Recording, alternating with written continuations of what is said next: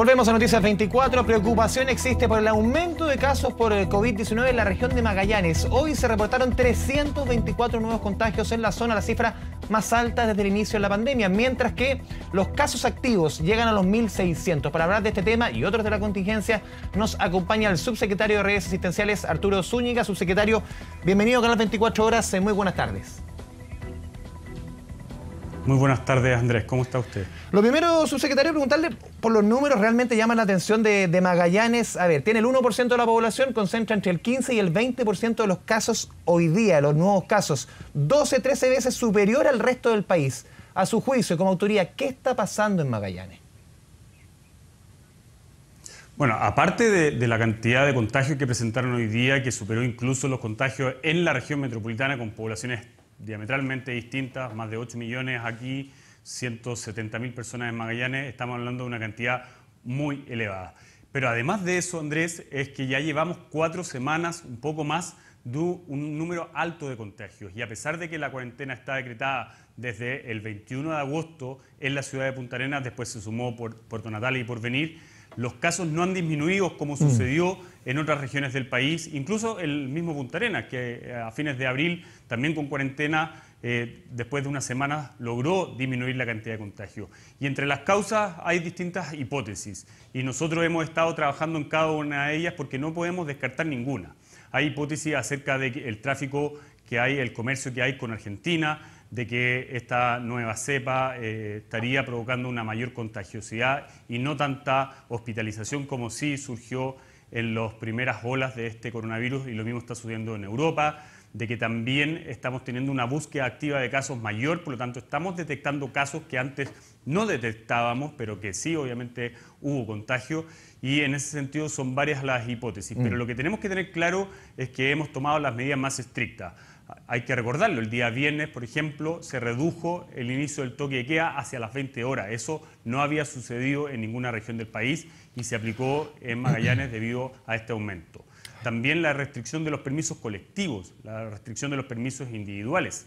Ayer yo mismo estuve en Punta Arenas y la situación es bastante preocupante en el sentido de que semanalmente tenían 70.000 permisos colectivos. Adicionalmente habían 20.000 permisos individuales. Si nosotros restamos la población escolar, que no debiese estar transitando, estamos hablando que el resto de la población sí está transitando. Por lo tanto, aquí el llamado es que todos debemos colaborar.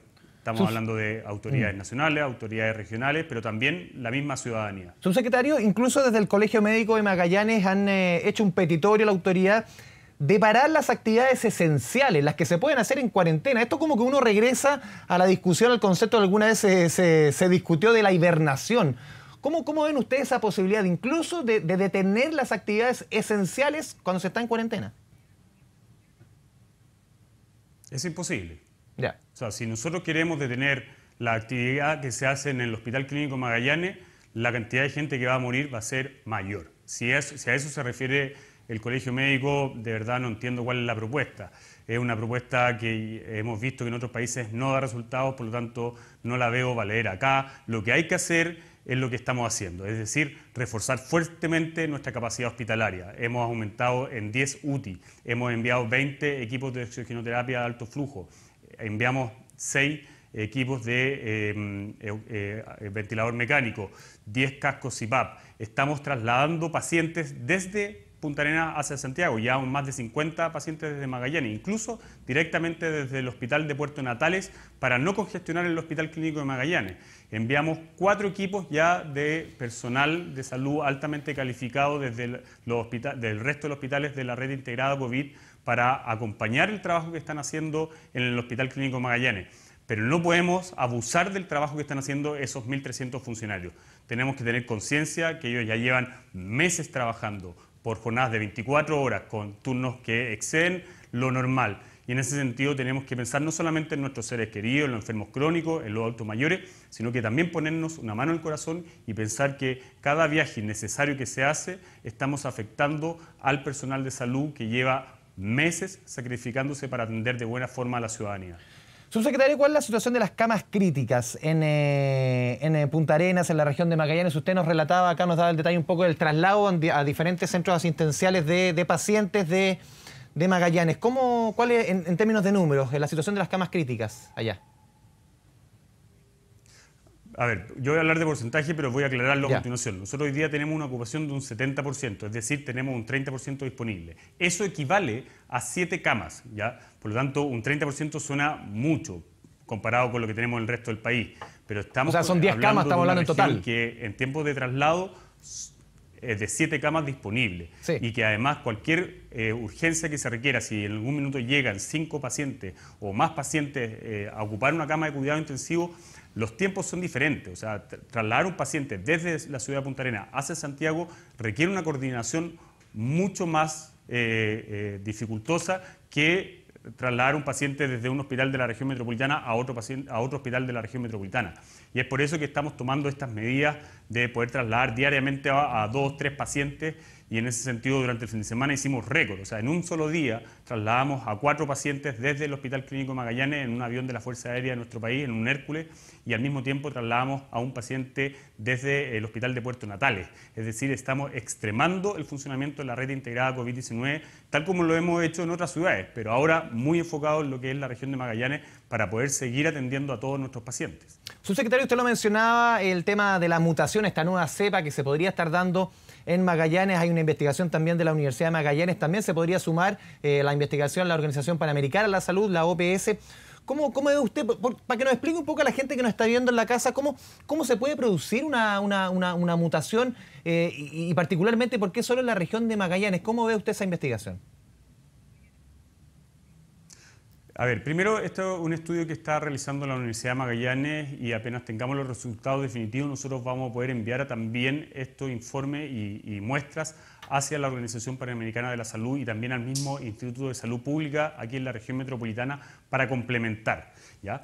Todos los virus, o normalmente los virus mutan, ¿ya? ¿Qué quiere decir eso? Que, por ejemplo, el virus de la H1N1 del año 2009 sigue en nuestro país hasta el año pasado con alta circulación, pero en distintas modalidades, es decir, va cambiando y se va adaptando también a su nuevo ambiente. Y esto es lo mismo que puede estar ocurriendo en Europa, en donde estamos viendo un mayor número de contagios, con una menor tasa de hospitalización, y es similar a lo que ocurrió en Magallanes también en la situación anterior, que se anticipó a la ola de contagios que tuvimos, por ejemplo, en la región metropolitana, y fue mucho más cercana a la ola de contagios que tuvo Europa. Y hoy día está ocurriendo algo similar, pero hoy día no tenemos mayor información acerca de esta mutación, no sabemos qué tan grande es, no sabemos si esta mutación implica mayor contagiosidad, menor letalidad. Por lo tanto, lo único que sabemos es que hay una variación importante acerca de la cepa original que llegó a nuestro país. Tampoco se puede descartar, subsecretario, me imagino, que esta misma mutación se pueda dar en otras regiones. No se puede descartar, y es por eso que la red integrada COVID-19 tiene un plan para fortalecerse en caso de ser necesario. Esto quiere decir que hoy día estamos, por ejemplo, realizando cirugías electivas en gran parte de los hospitales de nuestro país. Pero si llegásemos a tener un aumento importante de contagios de coronavirus, como está sucediendo en Magallanes, los directores de servicios de salud tienen la facultad y la instrucción para decirles que detengan inmediatamente la cirugía electiva y con eso disponer del máximo de camas que alguna vez tuvimos durante el pic, que tuvimos hace 2 o 3 meses atrás, en un plazo de 5 días. Es decir, volver a nuestra capacidad máxima de camas ventiladas en un plazo de 5 días para poder atender cualquier brote que se pueda producir, sea de la magnitud que sea en Magallanes o cualquier otra.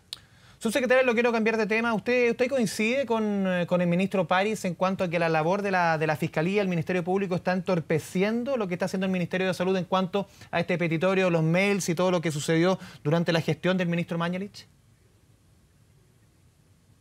A ver, el ministro París lo ha dicho en ocasiones anteriores. Nosotros vamos a colaborar con todo lo que sea necesario. Y si la Corte Suprema lo indica, nosotros obviamente vamos a entregar la información como tiene que ser.